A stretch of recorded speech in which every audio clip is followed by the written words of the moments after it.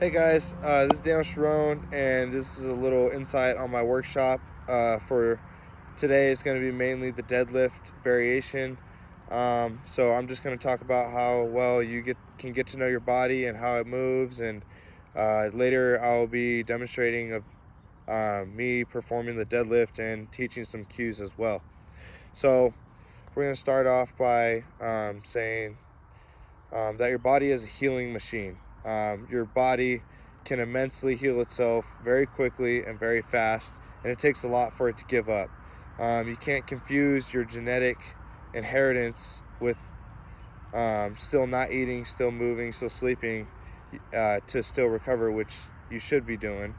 So you can't get confused, and you can't stop doing those things because those still take a toll on yourself, and not just as a person, but if you're trying to get outcomes in your lifting and whether you're an athlete in your athletic performance. So those are just some things to look for when you're thinking about your body and thinking about what you want to do. Do you want to gain weight? Do you want to lose weight? Do you want to maintain? Do you want to tone your muscles? Do you want to get big?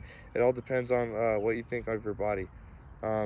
So factors. So dysfunctional system factors. So 2% of your dysfunctional factors of your body are either one, you got something serious with your system, so it could be an illness, the flu, cancer, even an illness in that sort, and a catastrophic injury, which is things like getting hit by a car or a tree falling on your head.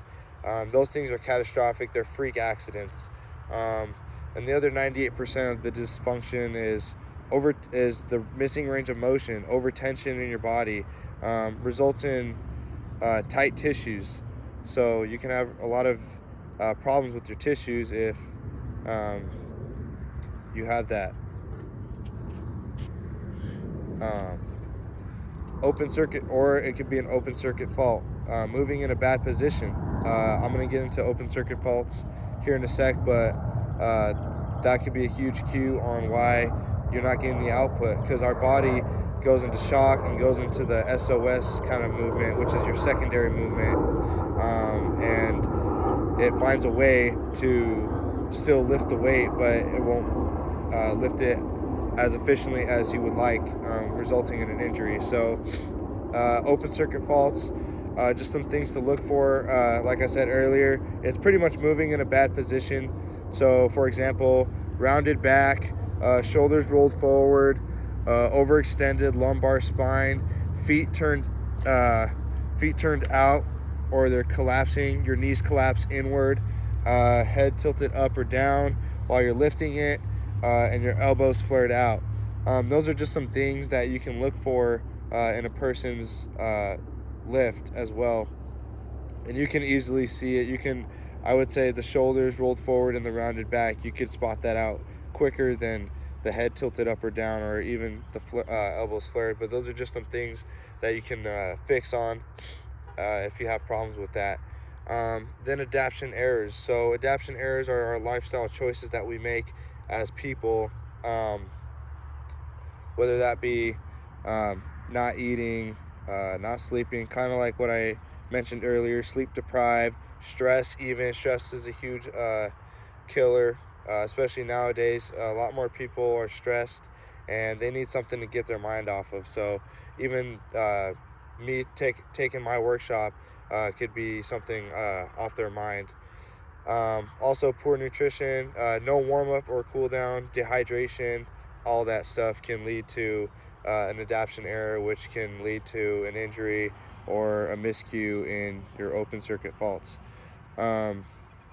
Now is the time to take care of your body. For athletes, it's time for, like I said, you to take care of your body and eat right, sleep right, move right. 3 simple things, and move efficiently as well. I think we need to really not just prioritize that, but prioritize spinal neutral, or brace neutral spine, excuse me.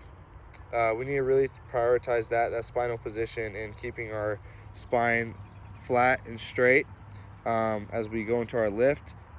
We should go towards the practice makes permanent saying instead of the practice makes perfect saying. What I mean by that is practicing, just because you practice, make it a good habit. Just because you practice, it's not going to magically just happen and be perfect. You have to work on you got to practice on working on that movement, on the deadlift. You got to practice having a good lumbar spine. You got to have good posture in your upper body, getting your legs more, using the muscles that are supposed to be used and the cues that you're supposed to have while lifting. And so things to look for, the keys to moving safely and effectively and efficiently in the deadlift are things like your brace, obviously your brace neutral spine, global flexion, global extension, braced extension and flexion. Those are the things that we look for, or we try to have when we have a brace neutral spine, because we can move safely and effectively or efficiently as well if you create that habit. So I'm going to go into demonstrating this movement and teaching a few cues on the movement as well. All right, guys, so I'm going to demonstrate the deadlift here. I'm going to try and get my lower half as well. So just a few cues here. So when you start off, this is going to be with the straight bar deadlift variation. So when you first start off, the cues that you want to have for the deadlift, the main ones are obviously having a straight neutral spine, torquing your feet in the ground. I didn't talk about this in the outline, but torque is a huge thing when it comes to deadlift and even squat or other variations such as that. So to set up here, feet pointed parallel in front of you. You don't want them crooked in or crooked out. You want your feet straight, and you want to torque it into the ground, and you're trying to push them out like this. You're trying to push your knee out and your heel replacing your knee. And what I mean by that is your heel is trying to push itself and try and touch its other heel, pushing. Almost it's going to feel like this sensation, like it's turning, but it's realistically it's not. It's staying in the same place. So you're going to try and break the ground in half. You're going to try and spin your feet as if they were on dinner plates almost. So spread the floor and try and push your knees out, but it's still staying over your feet. So like I said, torque your feet straight back. I'm going to get a side view as well. Spinal, brace neutral spine here. And a drill that we can just do here before we demonstrate is just a quick hip hop drill to get the neutral spine and the torque as well getting involved. Notice here, I'll get it from the side, how my shoulders aren't rolled forward, how they're still neutral, and my back is neutral as well. So here for the deadlift, I'm torquing my feet, trying to push my knees out, but at the same time they're staying straight. I'm trying to split the floor. I'm here, and I pop the hips. Notice how my head doesn't move up or down. So if I was to move it down, it would be like this. If I was to move it up, it'd be like this. So notice how my head and my shoulder and my neutral spine is staying all in one right here. And this is just a quick drill you can have just to engage the spine even.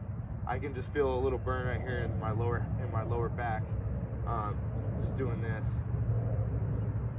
And so some things you can cue, or some things you can try and do to not have your shoulders rolled forward, or have a cue or an open circuit fault, is just try and think shoulders back, roll them back, and keep your back straight.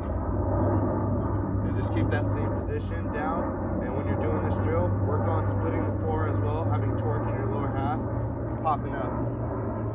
And keeping a straight head, keeping the same eye level as well. So those are just some cues that you can do, or some things that will usually happen when you try and keep everything together and everything goes great. But that's just a look at my workshop for deadlift, and that's just a sneak peek. So thank you guys, and see you later.